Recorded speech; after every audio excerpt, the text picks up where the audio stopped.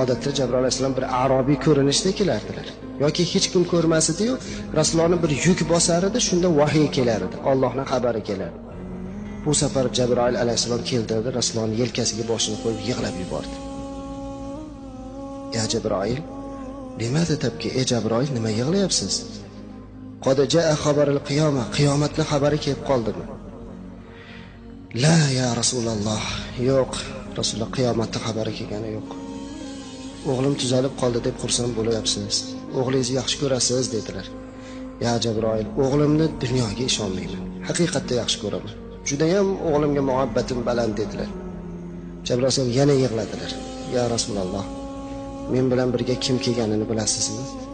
Kim keldi ya Jabroil? Azroil alayhissalom keldilar. Bugun o'g'lingiz ruhi qabz qilinadi. Alloh sizga hech qachon o'g'il farzand bermaydi ekan. Sizdan keyin o'g'lingizni payg'ambar maqomiga olib chiqib qo'yadi deb tashvish qilinadi. Hamda dedilar. La yajma'ani muhabbatayn fil qalbil wahid. Bitta qalbda ikkita muhabbat jamlanmaydi. Yo ummatni tanlang, yo o'g'lingizni tanlang. Rasulullohning butun vujudlari qaltirab ketdi. Dod devordilar, ya Rabbiy, qarigan chog'imda bu qandoq imtihon bo'ldi endi. Ey Jabroil birodar dedilar. Bu qandoq menga imtihon, qandoq bo'ldi endi. Shundoq o'tirib qoldilar, yig'lab vordilar. Jabroil alayhisalom yig'lab turib aytdilarki, ya Rasululloh, hamma farishtalarning duoga qo'lini ochib qo'ydi. Men o'zim ham duo qilaman. Sizning duoyingiz shubhasiz qabul. Keling Allohga duo qilaylik. Siz olamdan o'tguncha o'g'lingiz turib tursin dedi. Rasululloh aytdilarki, shundaqmi ya Jabroil? Men o'g'limni umrini so'rashga kelgan payg'ambar emasman-da. Mayli, ya Jabroil. Men agar ixtiyor berilsa ummatni tanladim. Lekin duo qiling siz ham, men ham duo qilayki, o'g'limni o'rniga islomga xizmat qiladigan farzandlardan sahoba ummatlarimga, oxir zamon ummatlarimga Alloh o'g'limni o'rniga sadoqatli farzandlarni bersa ajab emas. Duo qiling deb yig'lab duo qildilar. Ya Jabroil, o'g'lim bilan xayrlashib olishlikka ijozat berilarmikin? Azroil alayhissalom sizni ishorangizni kutyapti. Hayo qilyaptilar, uyalyaptilar. Rasululloh chiqib qarasalar, o'g'illari sog'lom bo'lib qolgan. Bir nechta sahoba bolalar bilan o'ynab yurgan ekan, yong'oq o'yinga o'xshagan bir o'yindi. Qarasalar ichida eng chiroyligi o'zini o'g'li. Go'zal xulqlik, go'zal suratlik. Rasululloh uzoq o'g'illariga tikilib turdilarda, "Ya qurrata ayn, ey ko'zimni qarosi, ta'al bu yoqqa keling" dedilar. O'g'illari yugurib keluvdilar, o'g'illarning boshini silab, bag'riga bosib, "O'g'lim, siz safarga ketadigan bo'lib qoldingiz-ku" dedilar. Xursand bo'lib o'g'illari "Hal albisa libasan jadida. Unday bo'lsa yangi kiyimlarimni kiyib olayimmikin?" Rasululloh yig'lab yuborib, "Ey bolam, siz kiyim kerak bo'lmaydigan, dunyo kerak bo'lmaydigan joyga ketadigan bo'lib qoldingiz. Uyga kirib bir mehmonda ziyorat qilib chiqishingiz kerak" dedilar. Fahmi farosatda Rasulullohning qoni bo'lganligi uchun farzand darhol tushundilar. Unday bo'lsa mana bu yong'oqni omonat oluvdim berib qo'yay dedilar. Bu gapni eshitib Rasululloh dod devordilar. "Ya Rabbiy, shunday omonatchi, shunday bir farosatli o'g'lim bor edi" dedilar. O'g'illari borib haligi yong'oqni o'rtoqlariga berib, har biri bilan qo'l berib xayrlashdi. Xuddi kattalardek ularni ba'zi birlarning yuzini qo'yib mahkam bag'riga bosdi. Jabroil alayhissalom chidamayaptilar, yig'lab turibdilar. "Ya Rasululloh, duo ilalloh. Allohga duo qiling, Allohga duo qiling" deb turibdilar Jabroil alayhissalom. Rasululloh yig'lab o'g'lini tomosha qildilar. Hamma o'rtoqlari bilan quchoqlashdi. Keldilar. Rasulullohga aytdilarki, "Ya abi, ya otajon, endi siz boshlang. Chunki siz otaning ehtiromi haqida ko'p hadis aytgansiz. Sizni oldingizda ketsam beodobchilik bo'lmasin, orqangizdan boraman." Bu gap yana Rasulullohga olov quydi. "Ya Rabbiy, farosatlik, aqllik, taqvodor o'g'lim bor edi." Orqalaridan ketdi. Yo'lda sahobalar bilan ham xayrlashdi. Abu Bakr Siddiqlarni quchoqladi bola. Ular nima bo'layotganini tushunmaydi. Nimaga Rasululloh sollallohu alayhi vasallam yig'layapti? Nimaga bu go'dak hammasi bilan quchoqlashib xayrlashyapti? Hech kim tushunmaydi. uyga kirishlari bilan burchakda o'tirgan Azroil alayhissalomga o'g'illari Ibrohimning ko'zi tushdi. Mehmon deganingiz shuni dedilar. Ha, shu o'g'lim. Otajon, bu mehmonga qarasam qaltirab ketyapman, qo'rqib ketyapman. Ey bolam, bu mehmon shunaqa odamlarni qo'rqitadigan, otadan bolani ajratadigan, qabristonni obod qilib, shahristonni barbod qiladigan mehmon dedi.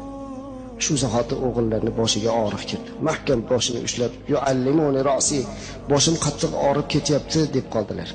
Rasululloh o'tirdilarda, "Keling o'g'lim, boshingizni qo'yib oling oyog'imga" dedilar. Shunday tizzalariga boshini mahkam qo'yib oldi. Rasululloh o'g'lini mahkam ushlab, "Ya Jibroil, qayerdasiz?" "Shu yerdaman ya Rasululloh." "Azroilga ayting, o'g'limni jonini sekin olsin" dedilar. "O'g'limni qiynamasin, Allohga berdim. Qiynamasdan jonini olsin" dedilar. Jabroil olsin yig'layaptilar. O'g'illari bir qaltiroq tutdi, Rasulullohga bir qarab tabassum qilib, bir kuldilarda jon taqsim qildi. Rasululloh o'zlari yuvdilar, o'zlari kafanladilar, o'zlari janoza o'qidilar, o'zlari borib qabrga qo'yib tuproq tortgandan keyin dod deb yig'lab yubordilar. Ashoblar aytdilarki, "Ya Rasululloh, o'zingiz qaytargan narsani o'zingiz qilasizmi? Axir yig'lamang deyardingiz-ku." Ey azizlarim, bo'lgan voqeadan sizlar bexabarsizlar. Bugungi mening boshimga tushgan imtihon insonning boshiga tushsa toqat qila olmas edi dedi. Bugun Alloh uchun ummatimni ixtiyor qilib o'g'limni topshirdim dedi.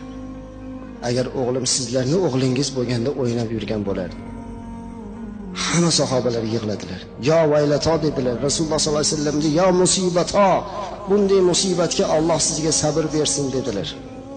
Azizlarim, haqiqatda Rasululloh sollallohu alayhi vasallam orzu qildilarki, meni o'g'limning o'rniga, meni ummatimdan o'rnini bosadigan o'g'illar chiqadi deb.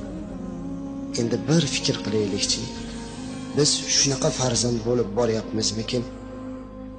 Ya Rasululloh sollallohu alayhi vasallam, o'g'lingizni bizni o'rnimizga fido qilgan ekansiz, biz shunga loyiq farzand bo'ldik deyapmizmi? Yoki bizga bergan farzandlarni shunga munosib tarbiya qilyapmizmi? Mana bergan farzand o'g'lingiz, mana sizning o'g'lingizni o'rniga namozxon, ibodatchi o'g'il olib keldik deyapmizmi? Yo ichuvchi, benamoz, badbaxt o'g'il olib keldik deyapmizmikin qiyomatda? Qaysinisini aytamiz? Qaysi yuz bilan, qaysi dil bilan Rasululloh sollallohu alayhi vasallam oldiga boramiz? Ammo azizlar, Rasululloh sollallohu alayhi vasallam shunday holatda ham bizni ixtiyor qildi. Bizni ixtiyor qilib bu imtihondan o'tib ketdilar. Oradan bir yil o'tmasdan o'zlari ham bu dunyodan rihlat qildilar. Endi shunday holatda ham ummatim degan zotni ismini eshitganda alayhissalom deb qo'ymagan inson, ummat haqiqatda Jabroil alayhissalomning duosiga loyiq bo'ladi, birodarlar. Bu zotga bir karra bir ehtirom qilmagan odam haqiqatda xor bo'lishga loyiq bo'ladi. Shuning uchun ham azizlar, payg'ambarimiz alayhisolatu vasallamning nomini eshitsak, darhol salovat aytaylik. Alayhissalom deylik. Sallallohu alayhi vasallam deylik. Har kuni aytaylik, farzandlarga o'rgataylik bunga.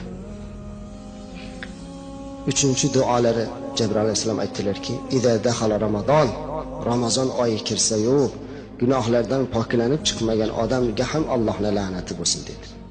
5-6 kundan keyin Ramazon, birodarlar. Kirib kelyapti Ramazon oyi. Ramazon oyida do'zaxning eshigi bekilib qo'yiladi. Jannatning eshigi ochiladi. Hammaning duosi qabul bo'ladigan bo'lib qoladi. Osmonda birorta parda bo'lmaydi ekan. Shayton bilan jinlarni olib kelib Jabroil alayhisalom qamab bekitib qo'yadi. Hamma narsani olib qo'yadi. Birorta bizga qarshilik qiladigan dushman bo'lmaydi. Endi shunday Alloh taolo har kuni 3 marotaba Ramazonda nido qilar ekan. Kim menga tavba qilsa tavbasini qabul qilaman, kim istig'for aytsa istig'forini qabul qilaman, kim nimani so'rasa beraman deydigan bir oyda roza tutmasdan, tavba qilmasdan, ibodat qilmasdan o'tib ketib qolsa, haqiqatda ham bularning duosiga loyiq bo'ladi azizlar. Ramazon oyida yildan yilga rozador ko'payishdi, o'rniga kamayib boryapti. Buni yashiradigan joyimiz yo'q. Kamayyapti azizlar. Avvalgi hurriyat boshlangandagiga nisbatan hozir kamayib ketdi. Shaharda, ko'chalarda yurganimizda bemalol ko'chalarda ovqatlanayotgan birodarlarimizni, aka-ukalarimizni ko'ryapmiz. Hatto birlarini ko'rib biz o'tgangi ro'zada chaqirib, "Ey birodar, siz yaxshi odamning farzandi edingiz. Ko'chada bemalol shashlik somsa yeb o'tiribsiz-a? Axir Ramazon oyi bo'lsa" desak, "Ey domla, doktor tutmang dedi, oshqozonim kasal edi." Barakalloh. Shariat shunday birodarlar. Shariatda chiroyli narsa yo'q.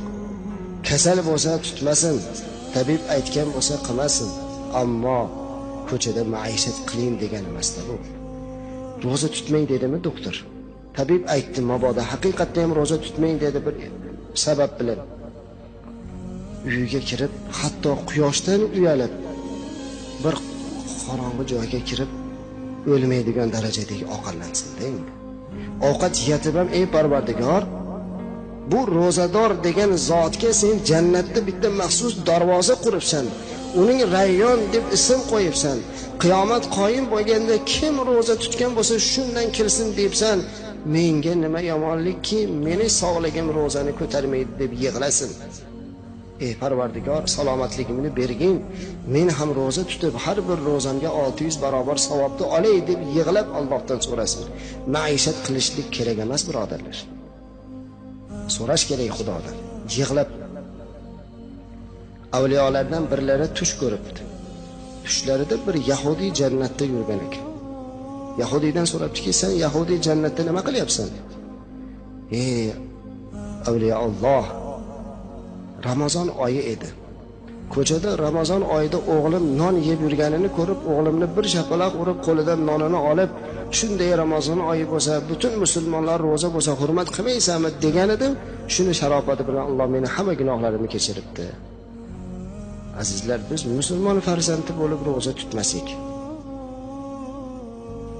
qabohat-ku, bu zalolat-ku. Ana shuning uchun ham haqiqatda kim man qoma imanan va ihtisaban g'ufira lahu ma taqaddama min dambihi. Bu sahih hadis birodarlar. Rasululloh sollallohu alayhi aytibdilarki, kim Ramazon oyi bo'lsa, Allohdan qo'rqib, iymon bilan, ihtisob bilan, taqvo bilan turib, ro'zasini tutib, Xudodan gunohini kechirishligini so'rasa, ro'za chiqqandan keyin onadan tug'ilganda go'dakda gunoh bo'lmaganda chiqadi deyapti. Agarchindiki gunohlarimiz butun dunyoda qumini zarrasicha bo'lsa ham birodarlar, bunaqa imkoniyat qayerdan topamiz?